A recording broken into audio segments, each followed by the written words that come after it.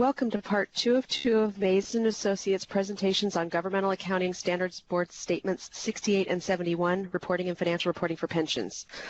Part 1 provided an overview of the statements, and both presentations will be available on YouTube for later viewing. I am Amy Meyer, a partner with the firm. Our presenters today are Catherine Ewan, a partner with 19 years of municipal audit experience, and Cody Smith, an audit supervisor with 5 years of experience. The topics to be covered today include employer responsibilities, how to prepare for the audit, example journal entries, required components of footnote disclosures and required supplementary information. If you have questions during the presentation, please type them into the area on the side and then hit enter. There's a text conversation on the side. If you cannot see that, you click the open chat button. We will answer as many questions as possible at the end of each presentation section. Questions that will be answered by a later section may be deferred, and any that remain at the end of our presentation will be answered offline via email to the participants. The information contained in the slides today and our presentation does not contain all aspects of Statements 68 and 71 and do not necessarily apply to all situations. You should discuss the implementation and audit preparation with your internal accounting staff and, if applicable, your external auditors. Starting today will be Cody Smith.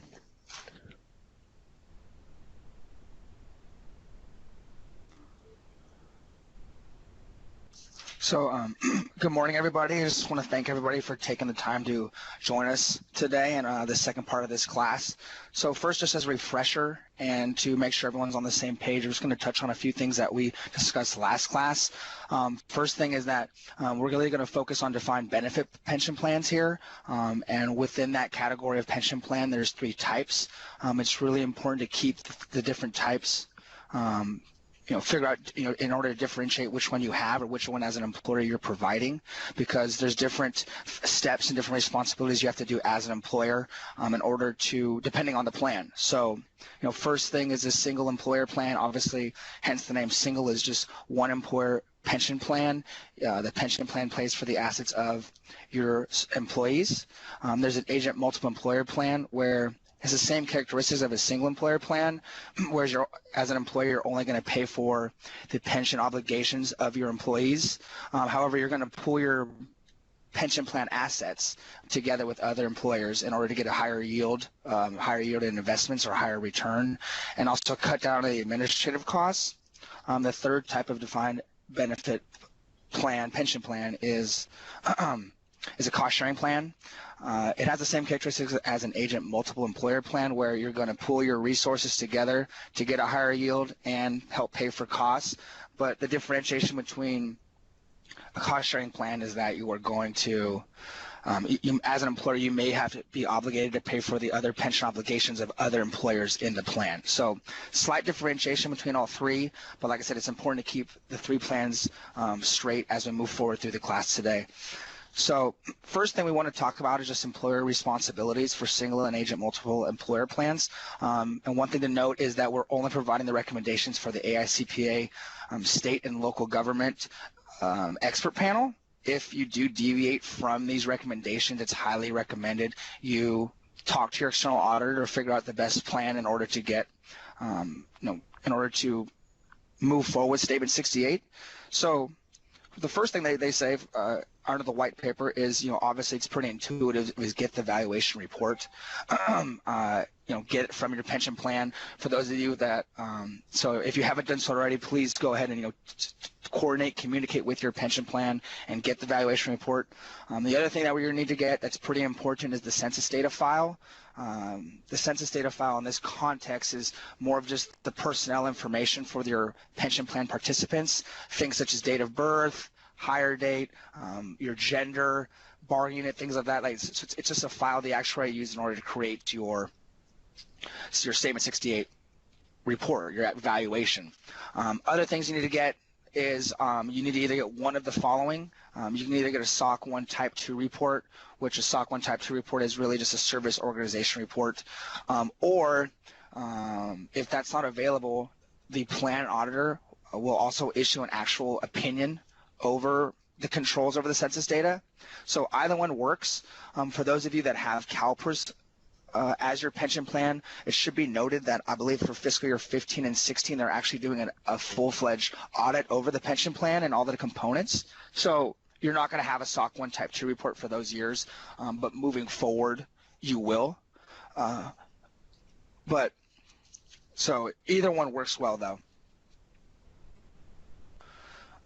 So as I said earlier, is once you get a plan auditor opinion, it can either be over the data in the aggregate, so all of the pension plan information as a whole, and then you're also going to be issued a SOC 1 Type 2 report over the different inputs and different components of the pension plan information, or pension plan evaluation, I should say. So you either obtain both of those, or conversely, you can just get a plan auditor opinion on each component or each column in the schedule. So either one is fine. Either one will suffice. But if you're going with option 1, you obviously need an opinion over all the information in total, and you need a SOC 1 Type 2 report. Whereas if you go with the second option, you need an opinion on every single component or every column in the schedule. So it's important to keep that in mind as determining what your pension plan is going to offer. So just continuing our conversation with agent multiple and single and agent multiple employer is you need to really look at the financial reporting processes over the specific pension amounts. So what this really means is you need to make sure, one, that your data is accurate. You can't just take the pension plan evaluation report as face value. You need to look at it, need to evaluate it. Is this the right information? This is particularly important with agent multiple employer plans because of the fact that you don't want to, since you're pulling your data, or excuse me, you're pulling your pension plan assets together, you don't want to be given someone else's information. Obviously that would be a problem, an issue. So first you got to make sure, one, you're getting the right data for your specific employer. The second thing is just to make sure, look over the data, analyze it, understand it. Is it reasonable? Does it adhere to what your expectations are? The other step you really need to do is to look at all the different valuations, but the actuarial assumptions and inputs that are used to create your valuation.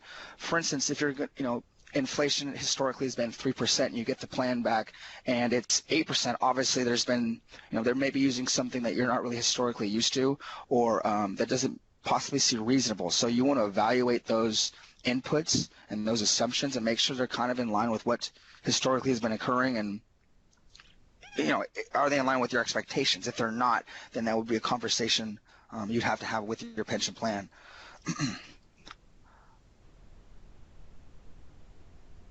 So another thing you have to do in terms of employer responsibilities is looking at the census data. We can't stress enough how important it is to make sure that it's complete and accurate. The biggest input or component of the pension plan evaluation is, the people that are in the pension plan themselves. So for example, you can possibly test the census data by doing spot checks, comparing certain files to your personnel files to make sure the data they used to create the evaluation is accurate. So that's the first thing you have to do. The second thing you have to do is, because the measurement date is a year behind, the evaluation date is in essence 20 months, has to be within 20 months and 1 day of your fiscal year end date.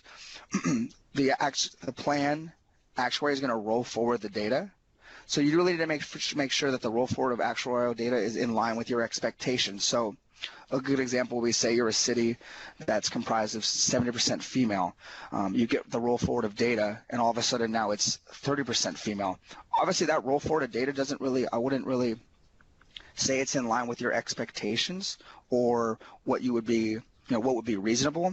Obviously slight deviations in the plan, if it goes from 70 to 72, 73 is fine, or decreases down to 66, 67, that would be fine. But you want to make sure that the roll forward of data is, and you really want to evaluate that it's in line with your expectations and what is reasonable and what you think is reasonable.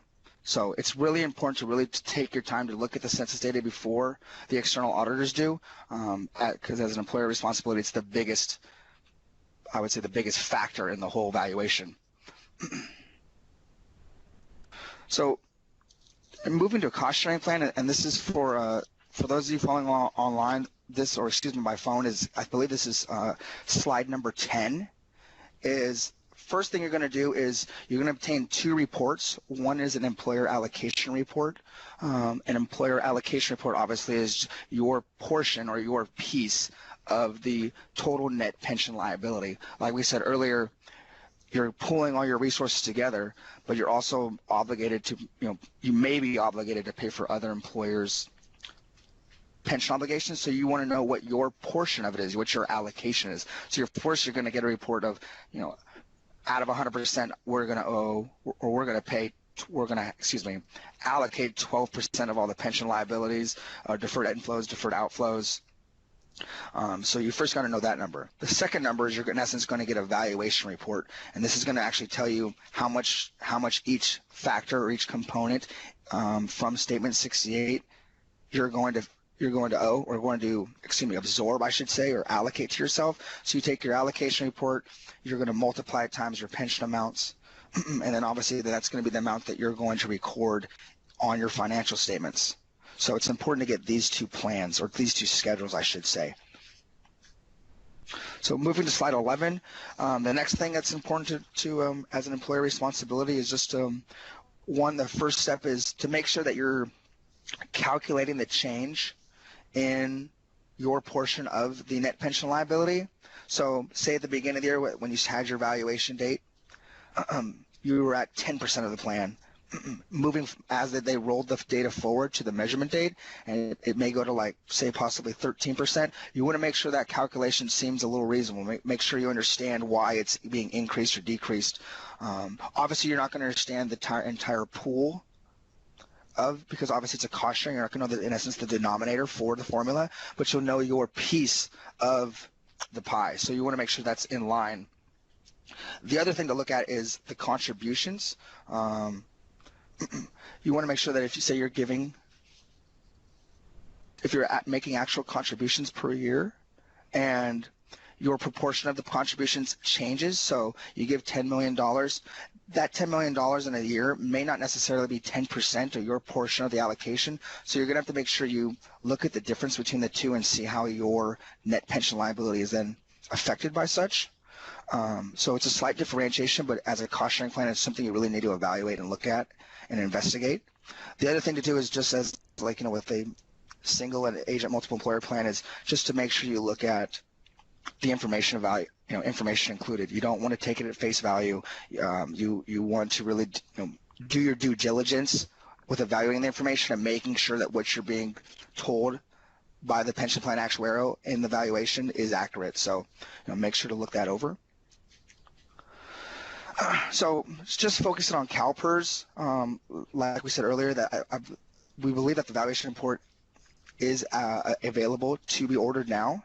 And one thing to note, that a valuation report is needed for each plan. So if you haven't done so already, please make sure to order your valuation report. I believe it's on a first come, first served basis. So we obviously haven't seen, this is just a guess, what we've heard, but, or an estimate, I should say. But make sure to order your plan now. The other thing to note is that census data for agent multiple employer plans will be available once the valuation reports are purchased. So, and that's important because then obviously you can start evaluating the census data to make sure that it's accurate. Other things to note is, CalPERS obviously keeps a lot of current developments on their website. I know they are constantly updating their frequently asked questions portion of the website, so make sure you're checking it constantly.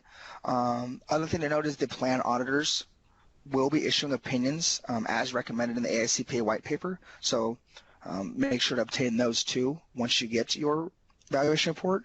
And like we said earlier, is just if the employer participates in a plan other than CalPERS, just make sure to communicate with them, understand what their deadlines, what their timelines are anticipated to be.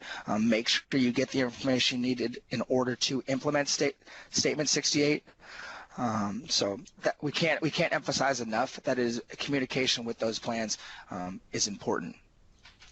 So moving to slide 14 now, and we just want to touch on GASB 71 here, and it's important to note that GASB 71 really is for the first.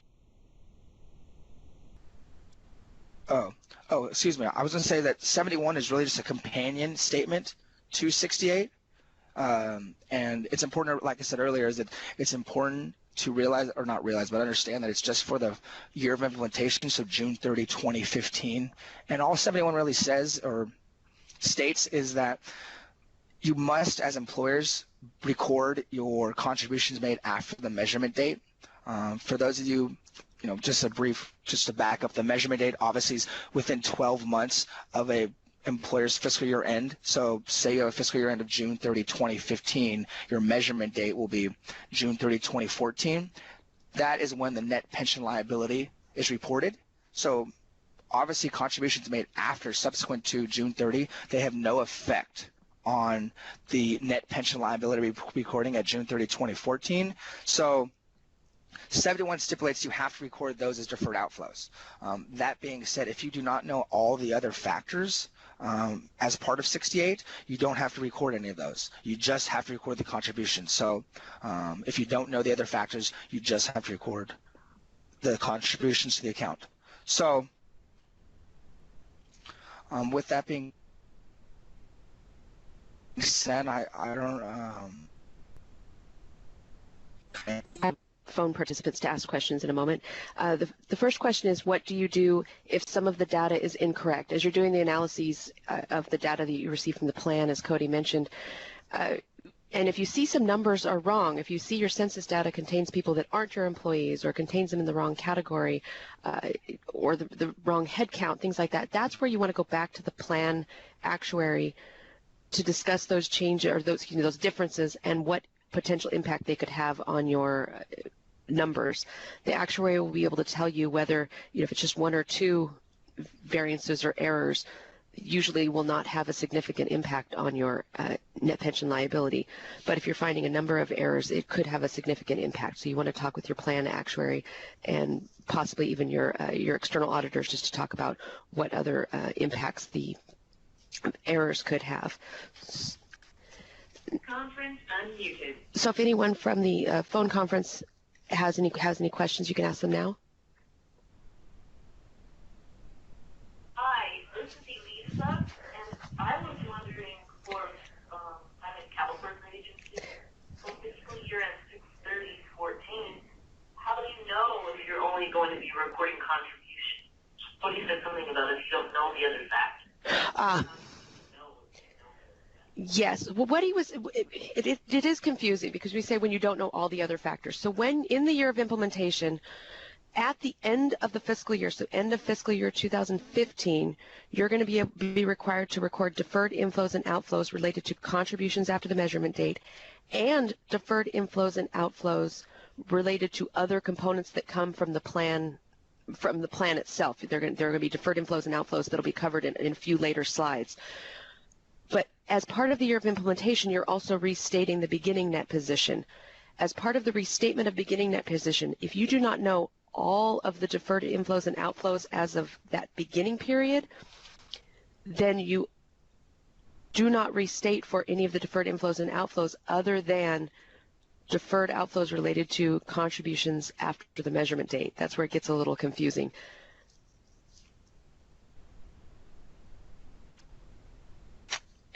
I hope that it continues to be confusing, so hopefully that helps a little bit. Yeah. Any other questions? What if I just say, well, I don't know. I'm just going to record the contribution. Yes, that's going to be in year one. It's going to be very common. Sorry, the question was, what if we didn't realize that the web participants won't hear the phone question. If the only number you know is the contributions after the measurement date and no other ones, then that is what you're going to record, and that's going to be the most common restatement. The most common numbers to restate at the beginning, the first year of implementation, will be the deferred outflows related to contributions after the measurement date and the beginning net pension liability. Those will be the two components of the restatement. Then on a go forward, every year, then you're going to have your ongoing deferred inflows and outflows from all components of the calculation. That makes sense. Thank you. Yes. Any other questions? Great. We'll move on to the next section. Muted. Thank you, Amy. In this session, we are going to go over the 6 new audit areas that auditors are going to look at in response to the implementation of GASB 6871. The 6 areas we will go over are census data, assumptions, plan controls, the service organization test, analytics, contributions, and account and allocations. So now we are on slide 17. The first area is census data.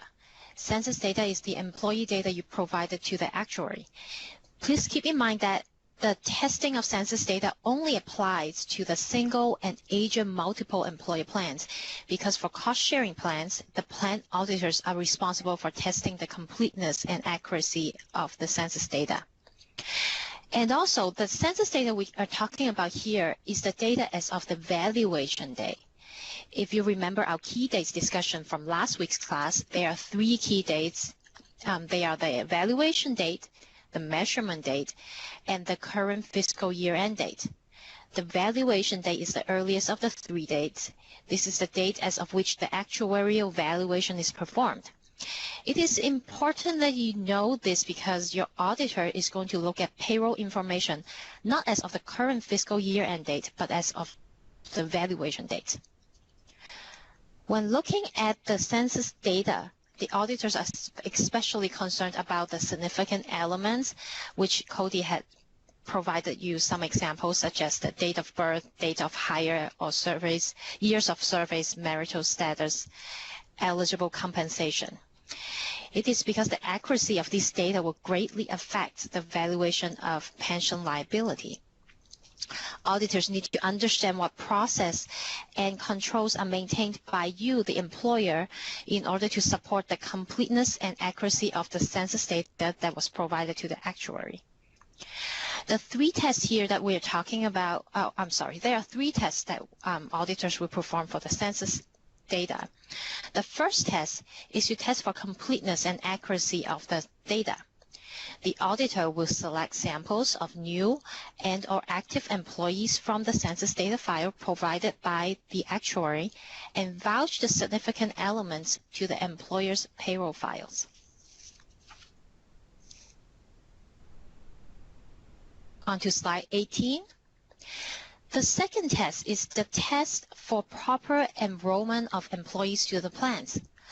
Auditor will select a sample of employees from your payroll record as of the valuation date, determine their eligibility for the enrollment, then trace the information to the census data file.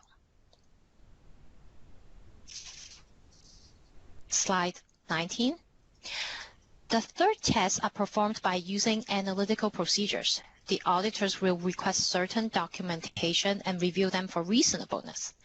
One example is the reconciliation of aggregate census data. For example, the number of members and covered compensation reported in the census data file should be reconciled to the amounts shown in the actuarial valuation report. Another example is the roll forward of the census data from one year to the next, and the reconciliation of any differences. The auditor may compare current year number of members versus the prior year's employees. So to summarize, this is what you need to do to get ready for the census data testing. First, obtain the census data file from the actuary. If your plans are with CalPERS, like Cody said, the census data file will be provided as part of the report package you purchased. Then you have to have available for payroll records and supporting HR files as of the valuation date.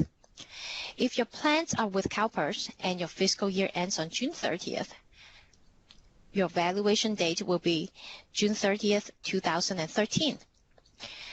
If your plans are with CalPERS and your fiscal year end is not June 30th, then your valuation date will be June 30th, 2014.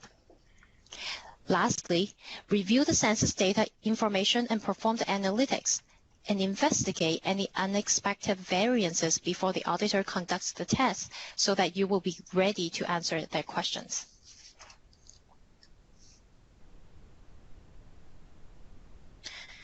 Slide 20. The second area of testing is the testing of assumptions used in the actuarial valuation. A few examples of the assumptions used are long-term expected rate of return, mortality rate, inflation, and healthcare-related assumptions. As we discussed earlier, it is the employer management's responsibility to evaluate the reasonableness and accuracy of the actuarial valuation results. Therefore, management cannot rely solely on the assumptions provided by the actuary. Rather, management must support the assumptions with appropriate, reliable, and verifiable information. Some of these assumptions may be supported by external sources, and some of those may be supported by internal sources. So an example of that will be the long-term expected rate of return may be supported by a published forward rates based on the plan's target assets allocation. So to get ready for this test, you will need to obtain the actuarial valuation reports, understand and verify the assumptions used in the evaluations, and maintain documentation to support your understanding.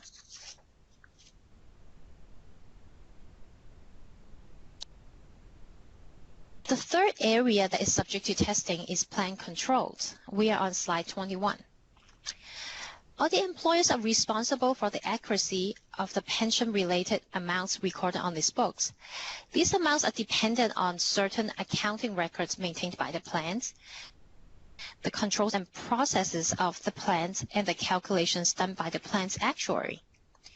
In addition, for cost-sharing plans, how do the employers know that their proportionate shares of the pension liability, deferred outflow and inflows, and pension expenses reported on the plan reports are correct?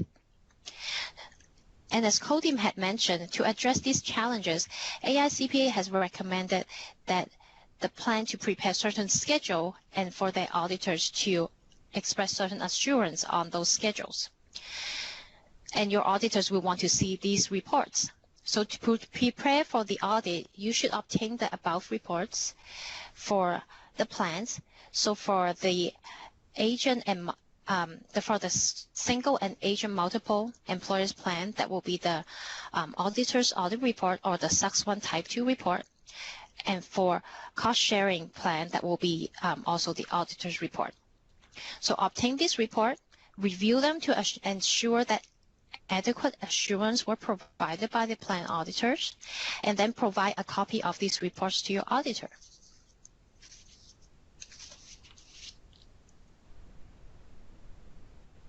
The fourth tests are done through analytical procedures. Auditors are going to perform analytical procedures on pension-related balances, such as benefit payments, administrative expenses, and investment income. For administrative expenses and investment income, they may review the aggregate balances and compare allocation percentage to actual allocation of these balances to various activities and funds. Also, they may calculate the change in benefit payments between prior year and current year and compare that to the changes in census data. To prepare for the audit in this area, you should review pension-related balances and perform variance analysis before the auditor comes so that you will be ready to answer their questions.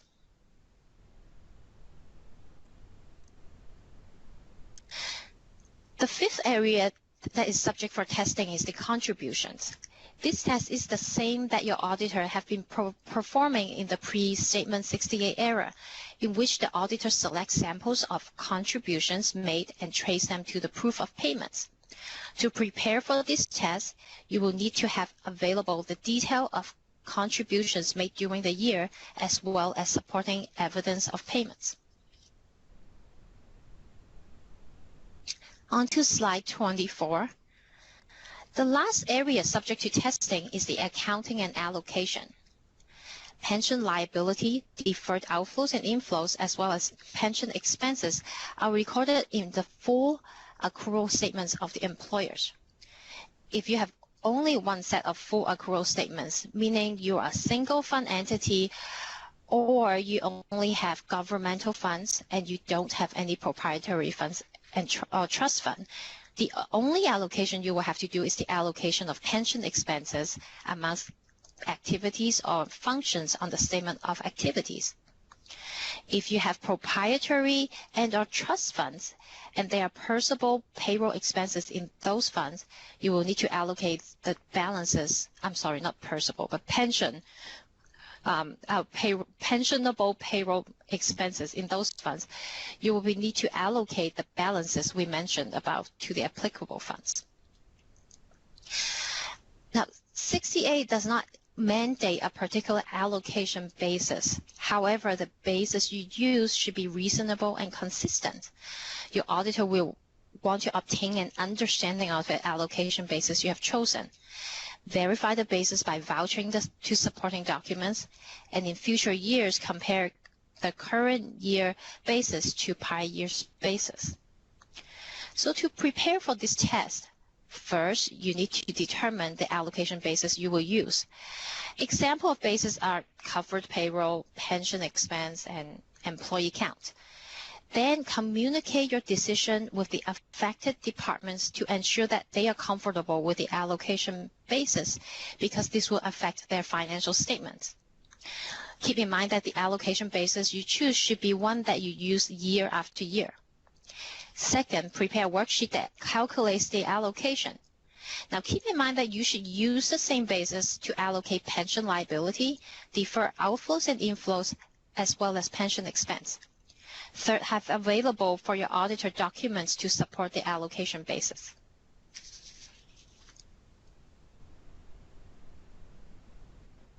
A reminder for any non-employer contributions. If you have any non-employer paid contributions, you may have something called a special funding situation defined by GASB Statement 68. Statement 68 defines special funding situation as any circumstances in which a non-employer entity is legally responsible for making contributions directly to a pension plan that is used to provide pensions to the employees of another entity. And either of these two situations exist. One, the amount of contributions for which the non-employer entity legally is responsible is not dependent upon one or more events or circumstances unrelated to the pension. Or two, the non-employer entity is the only entity with a legal obligation to make contributions directly to a pension plan. If you have non-employer contributions, please go to paragraph 15 and 16 of Statement 68 to see if you qualify for a special funding situation. If so, go to paragraph 83 to 117 and 120 to 122 for defined benefit plans, and paragraphs 127 to 133 for defined contribution plans. Now, I would like to see if you have any questions. Are there any questions from those participating on the phone call? All right, great. We will move on to the next section. Okay, so we're going to get into, I'm sure, the fun part of the presentation here. These are the journal entries. I'm sure everyone here is very excited to go over this. So a couple things to note as we go through these. First is that these journal entries are designed as if you were going to record a net pension liability. If you have a net pension asset, obviously that will be reversed. So that's the first thing to note. Second thing to note is these entries are made solely at year end. They're just accounting entries. So you're going to do your normal entries as you go throughout the year, as you always have, and then with Statement 68, you're going to make these entries as part of your close. The other thing to note is that the entries only apply towards full accrual funds and government-wide and your government-wide entries.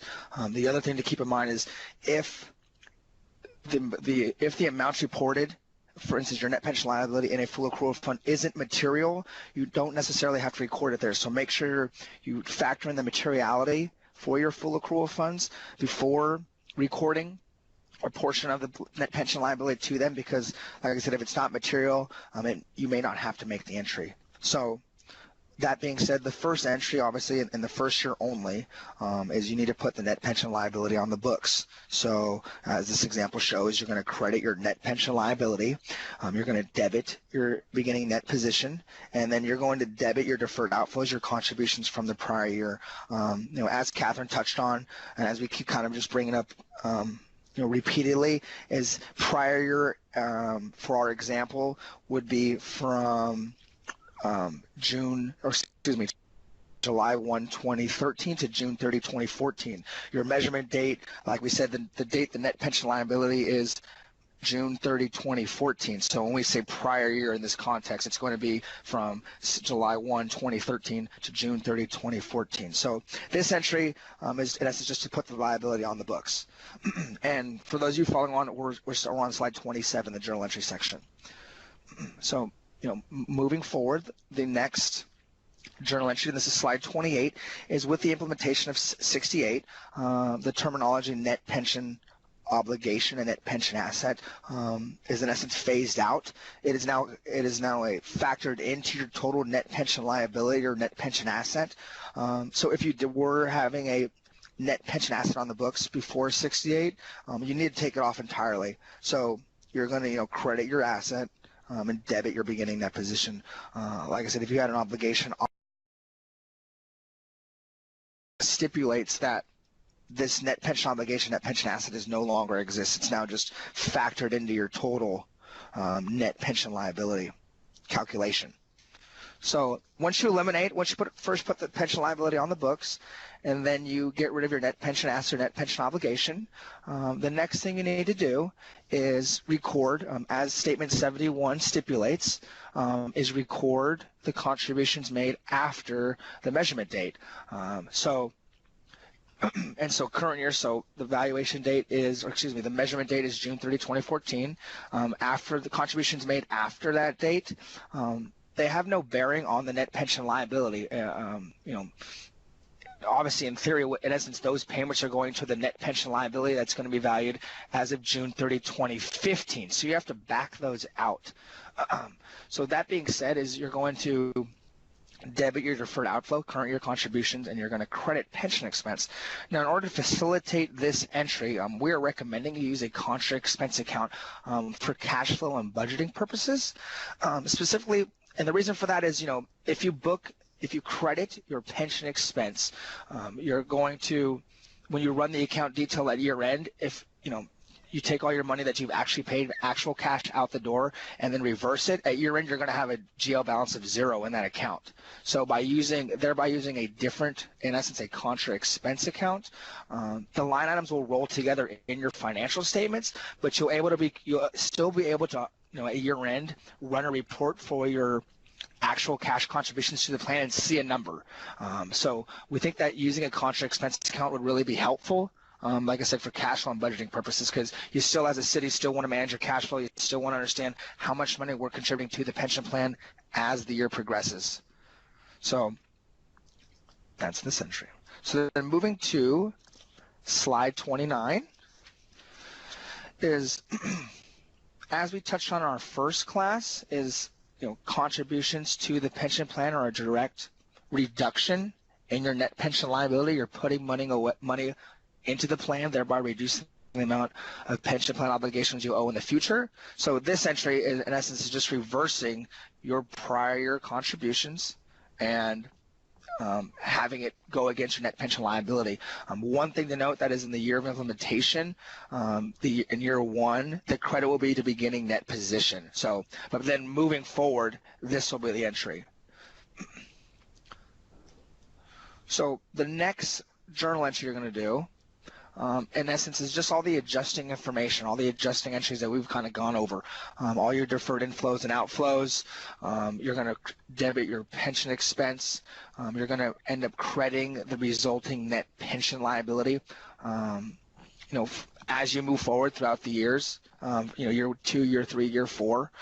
One thing to note is that all the information comes directly from the actuary evaluation. So you don't, and that's why we really stressed earlier, making sure all your inputs in the valuation are accurate, understanding where the information comes from, doing your due diligence on the analyzing the information, because once you do all that and you're comfortable with the numbers and the numbers seem reasonable and it's in line with what you expect, then you're in essence just going to take that information, it's going to be provided for you, and then you're going to record all the adjusting entries to net pension liability. The one thing to note I'd like to touch on is, for those of you who may have missed our first class, is there's certain, all the deferred inflows and outflows are never netted. The only thing that is your investment gains and losses. So within each full accrual fund, you may have a deferred outflow and a deferred inflow with the same exact line item, but they're going to be, you still can't record them together. So you're going to need to set up two separate accounts in essence, one as a deferred inflow and one as a deferred outflow for each type.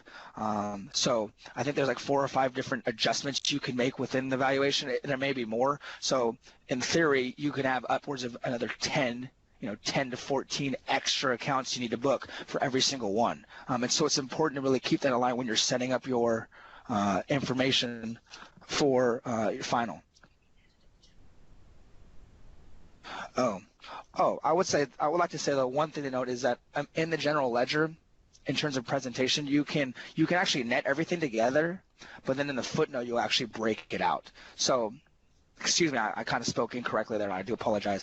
But for the general ledger, you can actually net them all, but then in the footnote you're going to have to break it out anyway. So, anyhow. So, does anyone have any questions? We kind of took it piece by piece. It seems to make the most sense for us. I hope it makes sense to you. I kind of want to turn over to Amy and see if there's any questions. Does anyone have any questions?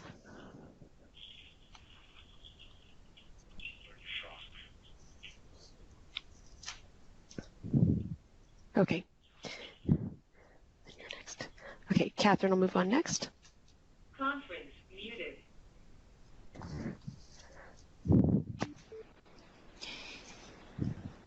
Thank you, Cody and Amy. Now let's talk about footnote disclosure. So you have gone through all the journal entries, and now you're ready to work on the financial statements. GASB 68 have footnote disclosures requirements for both types of plans, the single and agent multiple employer plans, as well as cost sharing plans. There are similarities and there are also differences in the requirements on the two types of plans. So what we'll do here today is that we'll first go over the requirements for the single and agent multiple employer plans in details. Then we will go over the exceptions for the cost sharing plans, so that we're not repeating all the informations. So for single and agent multiple employer plans, we are on slide 33. First, you will need to disclose the description of the pension plans. So this may sound very simple, but there are actually additional requirements under this disclosure requirement. You need to disclose the name of the pension plan, identification of the entity that administers the pension plan, and identification of the pension plan as a single employer or agent pension plan. You also need a brief description of the benefit terms, the number of employees covered by the benefit terms, a brief description of contribution requirements, and whether the pension plan issues a standalone financial statement that is available to the public, and if so, how to obtain the report. Second, you will need to disclose information about the net pension liability. And there are two parts to it. First, significant assumptions and other inputs used to measure the total pension liability should be disclosed. In addition, the employer should disclose the source of the mortality assumptions, as well as the date of any experience studies on which significant assumptions are based. Also, if different rates are assumed for different periods, information should be disclosed about what rates are applied to which period. The second part of this disclosure requirement is the disclosure fiduciary Third, you will need to disclose the schedule should separately include the beginning balances of total pension liability, the pension plan's fiduciary net position, and the net pension liability. Also, it should contain the effects of each source of the effects of each source during the period with which effects shown separately. So example, that's a really confusing term. So what is defined as a source of effects under the statement is basically examples will be a service cost or interest on total pension liability. So those are the sources of that will affect the net pension liability. Also, the ending balance has to be disclosed for the ending balances of the total pension liability, the pension plan's fiduciary net position, and the net pension liability.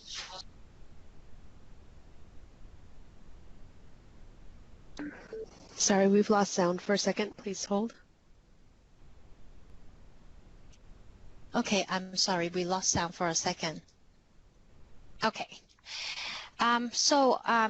We were on the change in net pension liability. So we talked about the beginning balances, the effect of each source, and then also the ending balances that have to be disclosed. So if you have a special funding situation, then additional disclosure requirement will apply. So please go to the statement and review those. On to slide 34. Other information that should be disclosed are for the footnotes, measurement date, valuation date, and if there were updated procedures performed on the roll forward, then you will need to disclose that.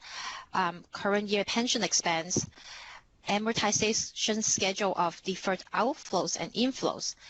And if the components of the deferred outflows and inflows are not disclosed on the face of the financial statements, meaning that you sum up all the deferred inflows into one number and deferred outflows into another one on the statement of net positions, then you will need to disclose the different components on the footnote.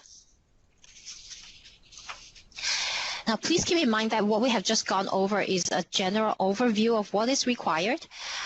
For the exact requirement, please refer to paragraphs 39 to 40 of Statement 68 for the single and agent multiple employer plans. Also, as we discussed in our last class, we have included the link here so that you can get a copy of the white paper. We highly encourage you to read through it. Contained in a white paper is a comprehensive example of the footnotes disclosure for both the single and agent multiple employer plans and cost sharing plans. Certainly, if you are our audit clients, you will be receiving example footnotes and RSI in the coming weeks.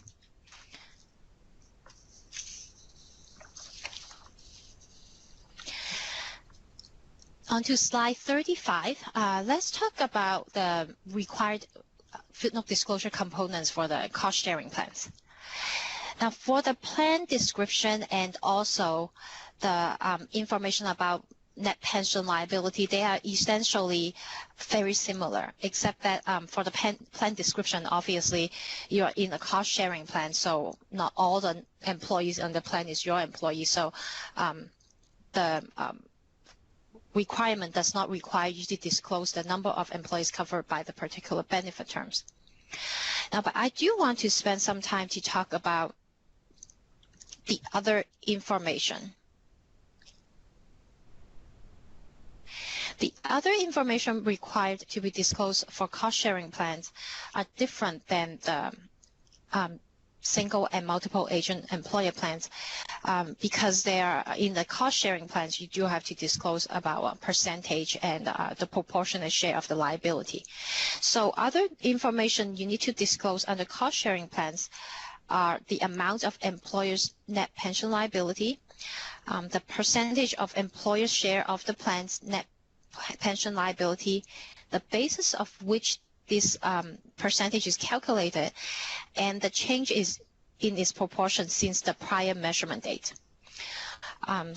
Of course, you also have to disclose the measurement date, valuation date, and if there are updated procedures used to roll forward the data, you need to disclose that too.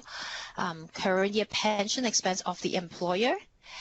Also, you will need to disclose a amortization schedule of the employer's share of the deferred outflows and inflows. And also you need to disclose the components of deferred outflows and inflows on the footnotes if they are not disclosed on the face of the financial statement. For the exact footnote disclosure requirement for cost-sharing plans, you can go to paragraph 76 to 80 of statement 68. One last comment we want to talk about for footnote disclosure is that if you have both single or agent multiple employer plans and also cost-sharing plans, we suggest that you disclose the two types of plans separately on the footnotes as the mechanism of the types of plans differ.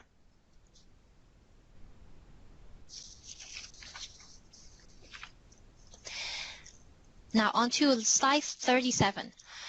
RSI requirement under 68. For single and agent multiple employer plans, we'll talk about this first, and then we'll talk about cost-sharing plans. So for single and agent multiple employer plans, the following information should be presented separately for each plan. First, a schedule presenting the change in the net pension liability, with each source of effect presented separately on the schedule. Example of the source of effects are service costs and interest on the total pension liability. Data in this schedule should be determined as of the measurement date. Second, a schedule presenting the components of net pension liability and related ratios. Example of these ratios, one example is pension plans fiduciary net position as of percentage of total pension liability. Keep in mind that the data in this schedule should be determined as of the measurement date also. If you have a special funding situation, the information required on this schedule is slightly different. Please refer to paragraph 46 for the specific requirement. Third, you will need a schedule presenting the following.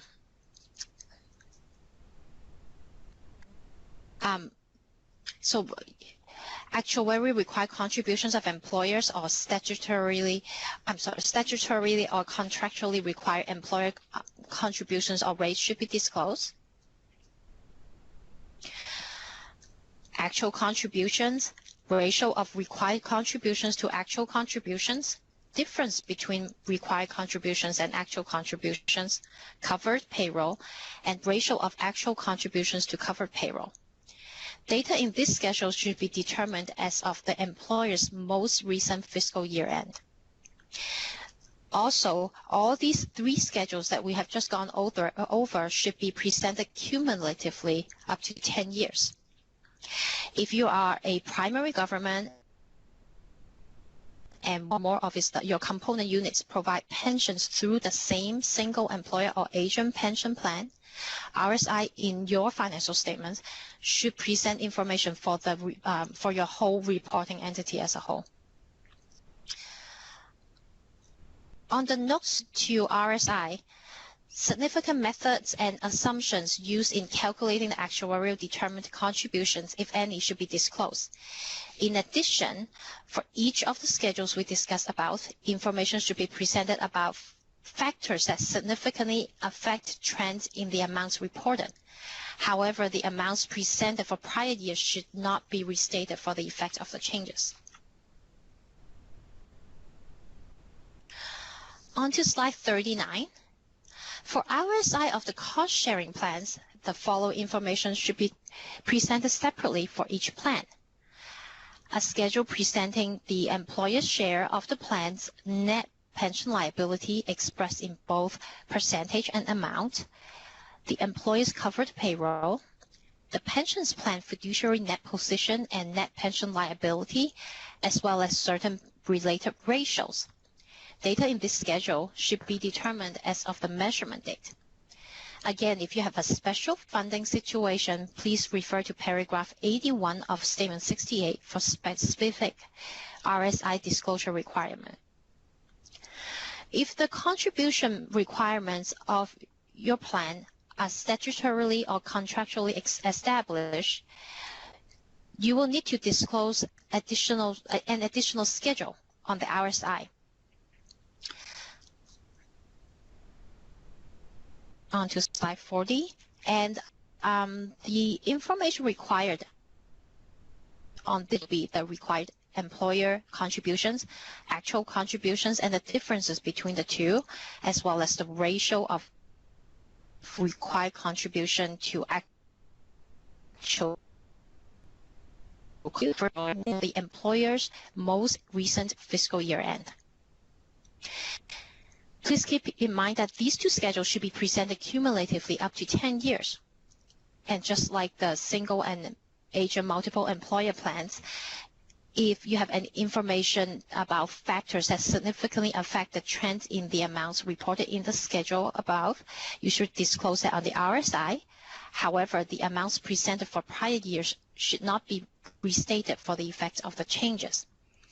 At this point, I will turn it over to Amy to answer your questions. This is Tom Lemonowski with the City of Seaside. And could you repeat the paragraphs? I'm on slide 36. Could you repeat the paragraphs that you quoted? For the, for which the RSI components? You were talking about the deferred outflows, inflows, and the cost sharing information. Yes. For the footnotes.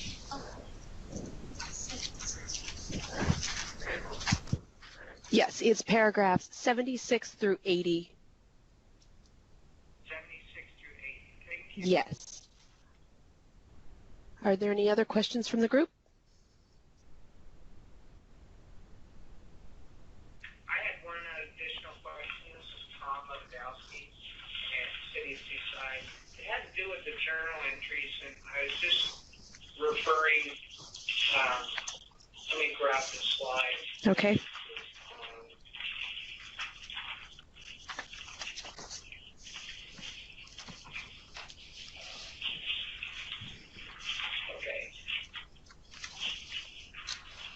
I'm on slide 27, and I was trying to understand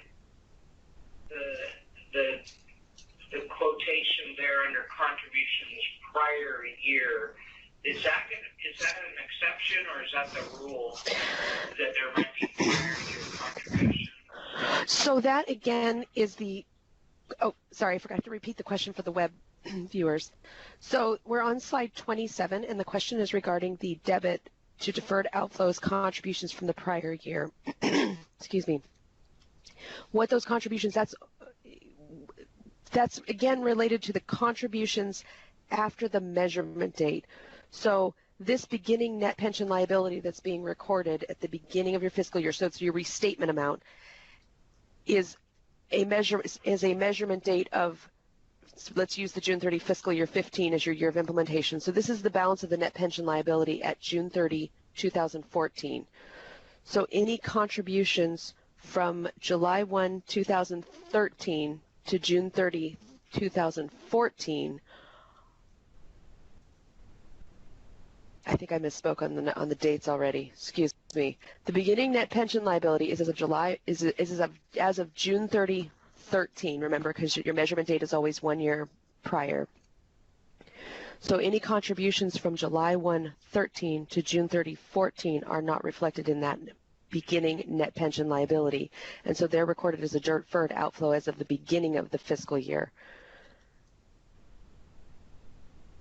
It's always any contributions that are not reflected in that net pension liability number that's being recorded. So your beginning number, those prior year contributions are not reflected in it, so those are deferred outflows as of the beginning of your fiscal year. Then during the year, let's call it, even though you're only recording these at the beginning of the end of the year, so then as of June 30, 2015, when you're recording your net pension liability that is as of a measurement date as of June 30, 2014, these beginning year contributions do become a component of the pension expense that year. And then your contributions from July 1, 14 to June 30, 15 are recorded as a deferred outflow as of June 30, 2015, because again, they are not reflected in the calculation of the net pension liability that's being recorded, because it's always that 1 year prior for the June 30. And of course, all these numbers and examples can be different if your plan has a fiscal year end other than June 30. Then it can change. You know, it's always that, it depends on the measurement date and what number you're bringing onto the books.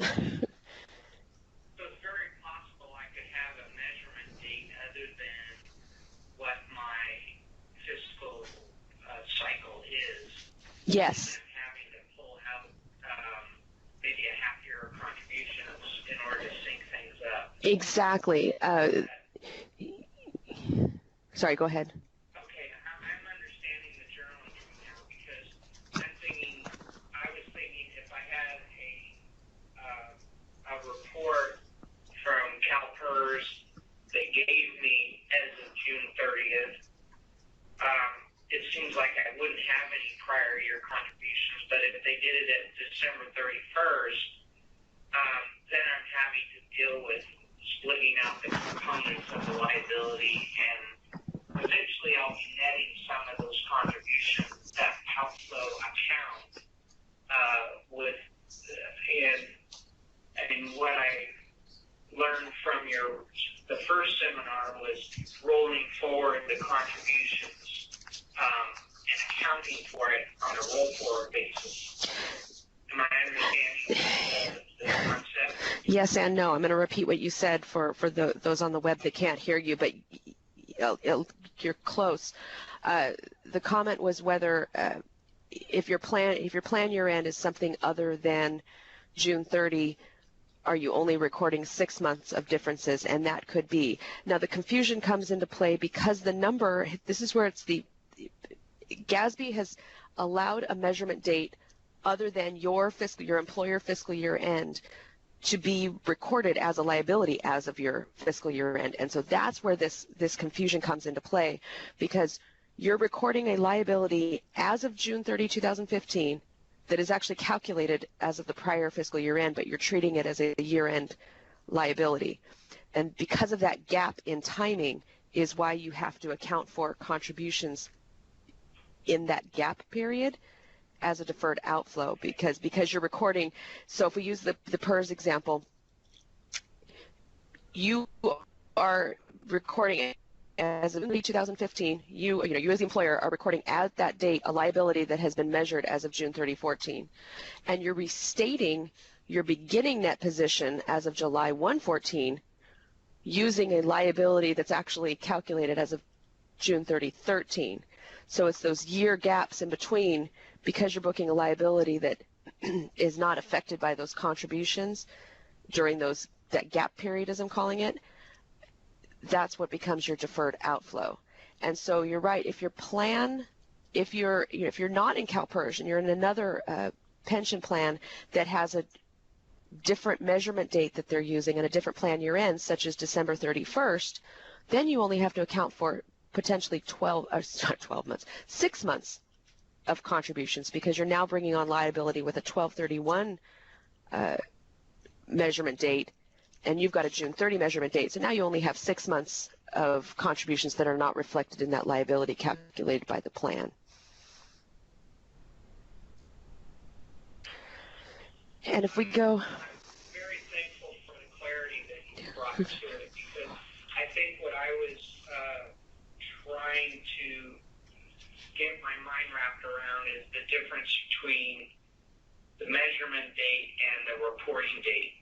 And by you calling it gap period, that's what we're responsible for doing the accounting of from the report information that we're getting from CalPERS.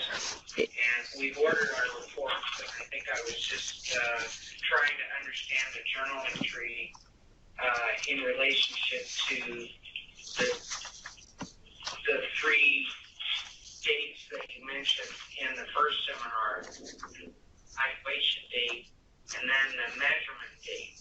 And this journal entry on slide 27 is essentially the measurement date journal entry that would be at the beginning of the gap period.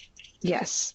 Yes, this measurement date, yes, is at the beginning. Slide 27 is the beginning of the gap period. For those of you that have the slides from the first class, these are, this is, if you were to look back at slide 26 from the first class, shows what we hope is a graphic that goes over this and tells you between your fiscal year end, the measurement date, and the prior measurement date, and the different contributions in the gap period of what you have to account for in that first year, because you're going to get everything that you need from the plan. The plan is going to provide you all of the numbers that you need to record the beginning and ending net pension liability, with the exception of these contributions, because they're not in your general ledger to calculate your contributions after the measurement date. They're only worried about those calculations as of the measurement date periods, beginning and ending. They're not accounting for your contributions in the interim.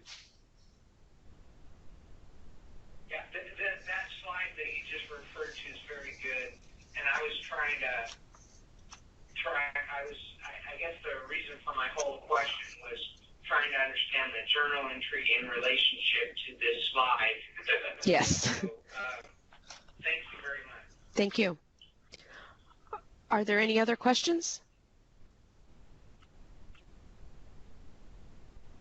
This is Lisa at Remus. I have a question. If you could clarify for me on the journal entry on slide 29, and then on slide 31, the contra account I'm recommending to set up.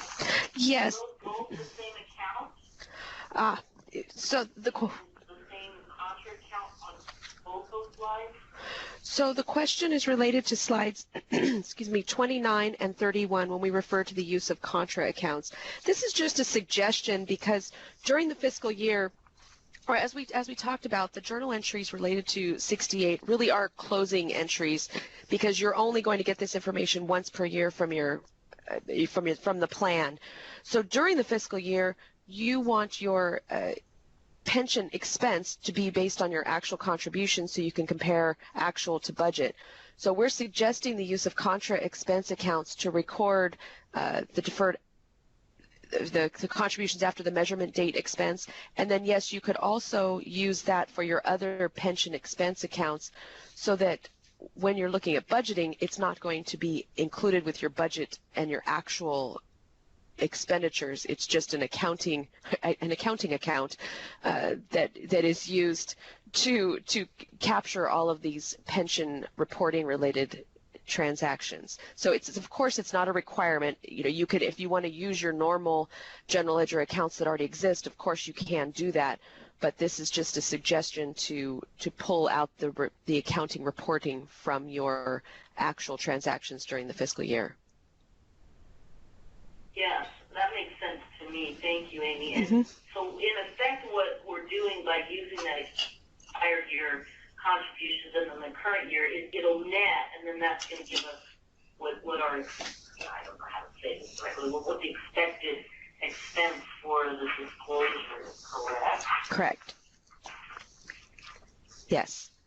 Because it'll net, if I use the same account, the amount will net out.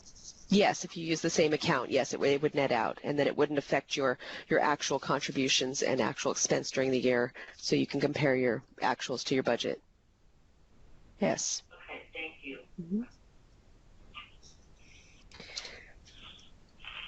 These are good questions. Any others?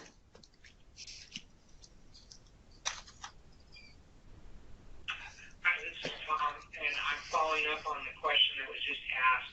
Is the journal entry on 29 the example of using a contra account, or what would that contra account look like? I guess this is my question. So the question is on slide 29, what the contra account would look like. See, we're not giving any actual general ledger account codes here, but say let's just make up a number. Your normal pension contribution account is a 4,000. And say it's 4,050, 4,051, that would be for your pension expense related to GASB Statement 68. And so that's where these entries would be posted to that 4051 account rather than your normal everyday payroll 4050 account. So it would be something that would roll. It would be an expense account.